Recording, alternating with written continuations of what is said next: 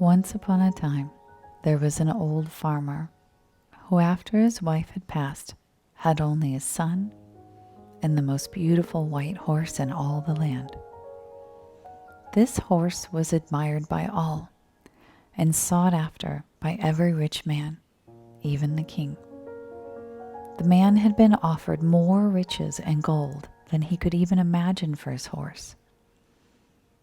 But the farmer loved the horse and thought of him as a close friend, so he refused to sell him.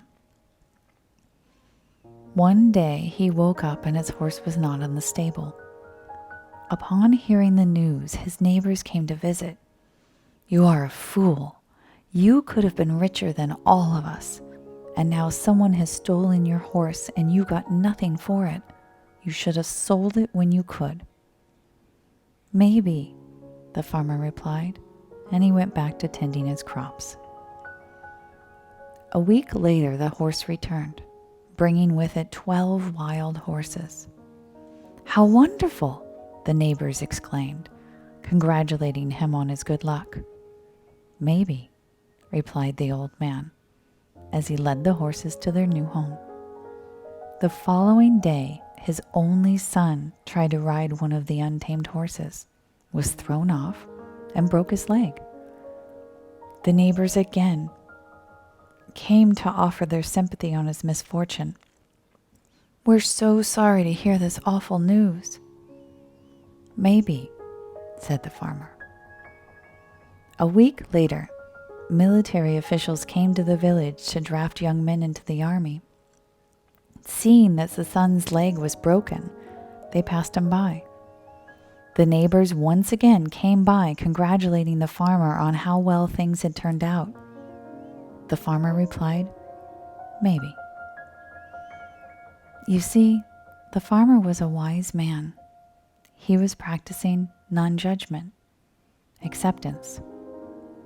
He understood the true nature of life, that you can't judge any one event as an end. Our life doesn't play out like a book or a movie. The only ending for us, each of us, in this life we know now is our death. There aren't definite breaks that separate one moment versus another, and there isn't a perfectly formulated end which everything builds to. There's always tomorrow. There are a million effects which can arise from one event. Good and bad are interconnected. They are, in fact, two sides of the same coin. Balance. Unity. This too shall pass. Judged good or bad, this moment will pass and blend into the next. Everything is connected. The key to find true peace and happiness is to stop predicting the future and labeling every event, person, or action as good or bad. Once this is practiced, you will discover that you find great peace in your life. Let's imagine a magic cloth, currently about the size of a small town. This cloth can change its shape, its size, to conform to each part of your body. This magic cloth is so soft and warm, and when it touches any area of your body, it will immediately bring gentle, soothing relaxation to that area. You'll find, as we move along your entire body, that this magic cloth will slowly move and radiate its warmth, and all of your tension and stress in that area will be released as it relaxes. Imagine the cloth now on your forehead and head, bringing your head into complete relaxation. The warmth is soothing and relaxing. Now the cloth moves over your closed eyes And as it lays across them, you let go of all stress and tension in your eyelids, eyebrows, and eyes. The cloth gently guides along your face, down towards your chin and jaw, releasing all of the tension in your face. The cloth now floats to the back of your neck, upper back, and shoulders as it grows to fit the area. You feel yourself relaxing into its softness and warmth, releasing the tension in those muscles, relaxing. Let it grow and slide gently around your entire torso, wrapping your arms, chest, stomach, and even lower back in this wonderful feeling of warmth and protection. Feel the tension just melting away. It feels so good to let go and relax.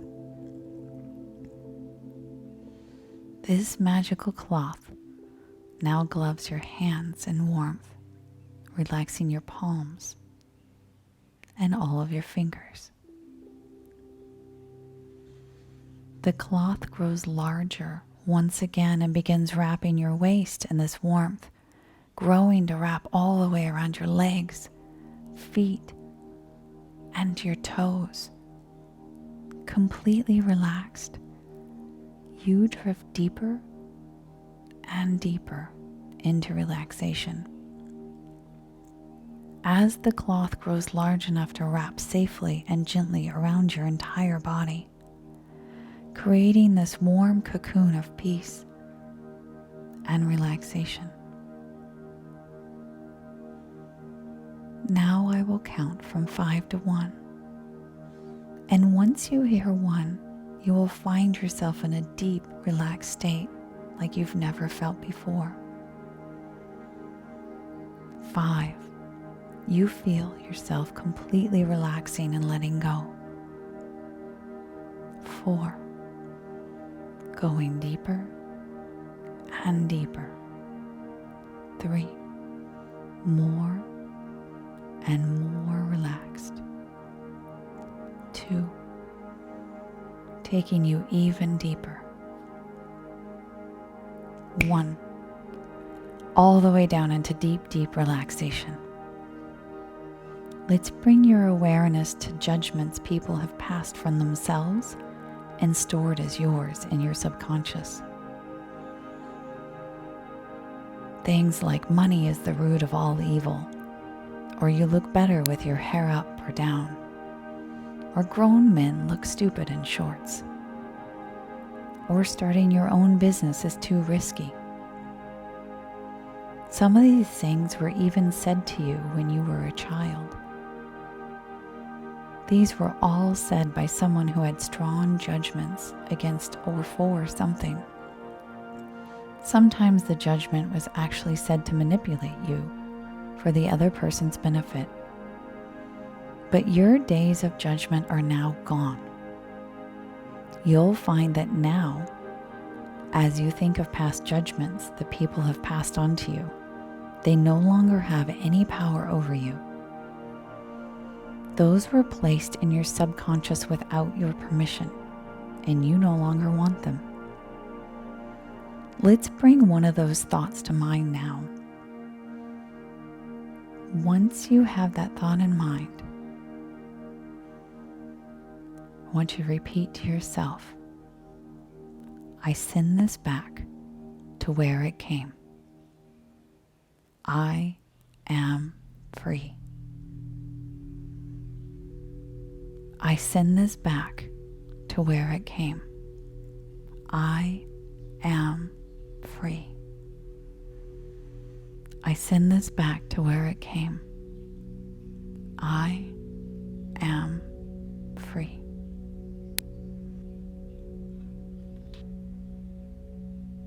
From this moment on, you reject negative judgments from others, and you'll find You enjoy constructive criticism that comes from a good place.